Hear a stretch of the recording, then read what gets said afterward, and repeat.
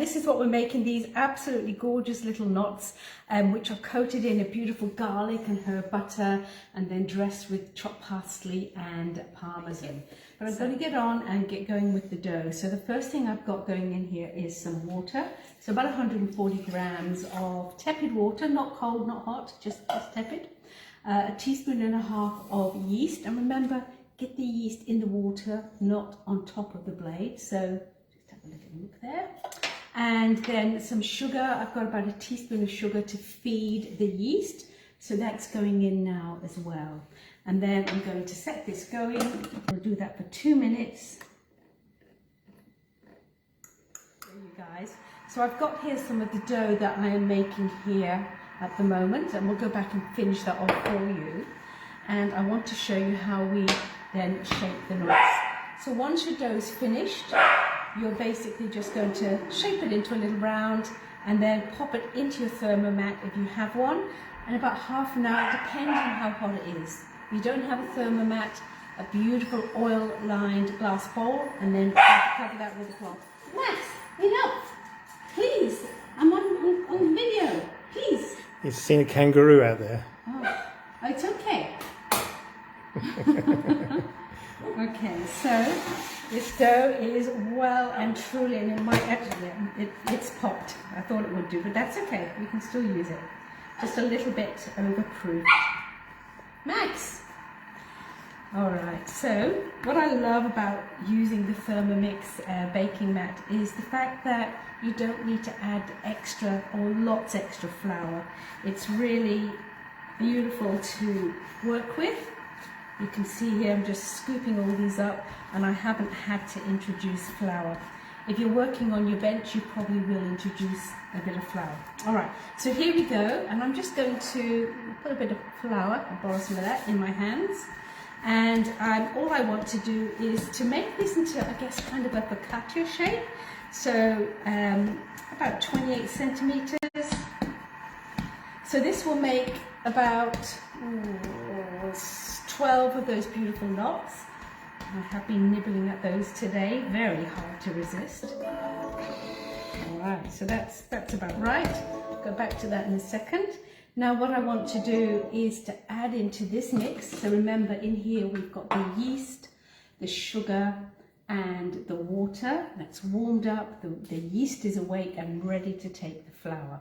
So I'm using baker's flour. I've got some 20 grams of olive oil, any salt. So I'm just going to put a pinch of salt in, and the salt's going in for taste. Now I want to keep the salt on the flour, keep it away from the yeast, because they don't like. And then I'm just going to select the kneading function in the TM6. So the dough function, and I think 2 minutes is going to be perfect for this. So back to this little guy here. Bench scraper,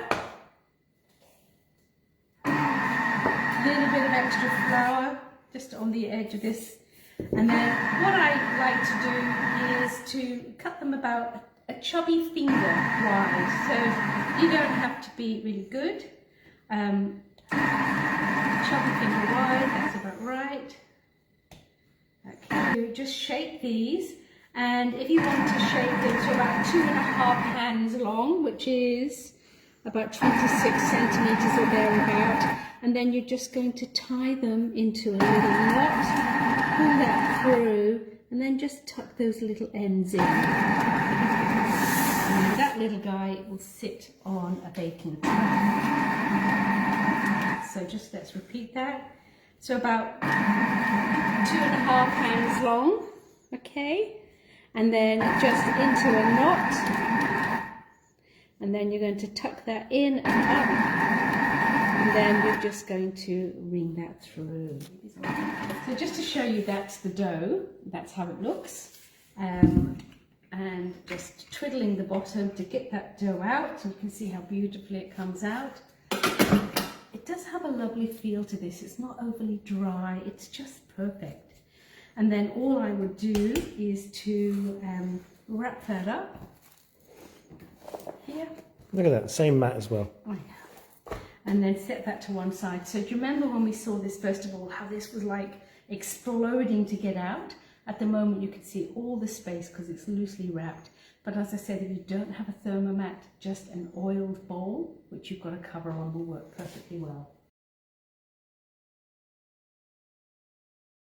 So into the Thermomix, I'm putting in about 60 grams of butter. So you haven't cleaned it out? Same? No, you don't need to clean it out. It's going to be absolutely fine.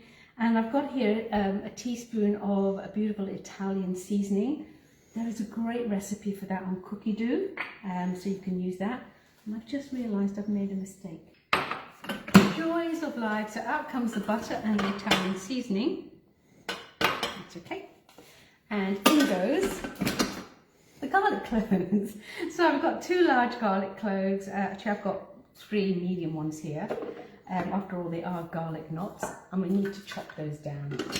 So to chop those down, 5 seconds at speed 7. So is this a cookie dough recipe? All right, so that's all gone in there. I prefer more garlic. And I'm just going to melt that for about 2 minutes. I think we'll be fine, and then we'll check it. So just to show you this lovely, buttery, garlicky goodness. Oh, I can smell that already. All right. So your tummy rumbling? It was rumbling when I smelt that whatever that glazing you've made. Okay. And then what you're going to do... Can you freeze them after you've glazed them? No, I would freeze them before glazing, definitely. So it only takes 2 minutes. You can see, have a look. There's lots in this, and you want each of these little guys. So I'm just going to do one. You want to make sure that they get some of that garlicky, you know, smashed up garlic and stuff. Oh, we should cook some of these and take them round to Jack on Wednesday. Oh, he'll love those. So that's beautiful. And then I'd carry on and do the rest. So remember, you probably only want about about 8 on a tray, so they will grow a bit bigger. And then they're going to go into a preheated oven at 200 degrees for about 20 to 25 minutes. Please just give them a chance to go a nice golden colour. And then when you take them out, what you're going to do is you're going to actually brush them again with some of this. So we're only going to be using about half of this now. And when they come out of the freezer, we're going to go over them again. So give them that double, yumminess. Is that cheese on top? Yes. And then when you're ready to serve, just grate some beautiful fresh parmesan over the top of them while they're still warm, and scatter on some really finely chopped fresh parsley. Oh, you will just love them. But when you bite into them warm from the oven, you get that lovely kind of crisp softness on the outside and the fluffiness inside. It's such a beautiful dough. Got to try them, absolutely. So there you go.